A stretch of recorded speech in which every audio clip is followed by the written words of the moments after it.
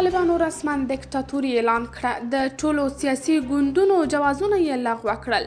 په نورو هیوادونو کې له دولت سره موازي په حتمي توګه اپوزیسیون موجود وي، خو په دیکتاتورو رژیمونو کې نه.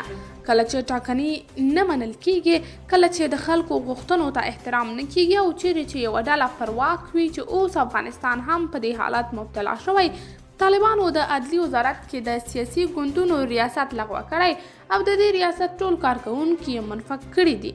له دې پریکړې سره داسې معلومیږي چې طالبان مدنیت ته ژمن نه دي او د خلکو غوښتنو ته احترام نه لري. موده وړاندې طالبانو په ټول افغانستان کې د مدني ټولنو فعالیتونه وځنډول، خو نن دا دی لغوه یې کړل. که چیرې طالبان یوازې هر څه پر خپل ځان باندې ختم کړي، نو بیا یې بریا ناشونې ده. 8 میاشتې وړاندې طالبان پر افغانستان واکمن شول، خو هغه مهال یې ځان او خپل واکمن دولت د نړۍ له ټولو قوانینو او معیارونو سره برابر باله.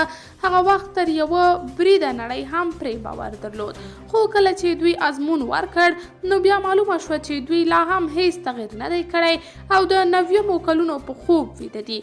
طالبان نه غواړي چې آن پر وړاندې یې ډیر کوچنی نقد هم ترسره شي. هیڅوک د نظر ورکولو حق نه لري.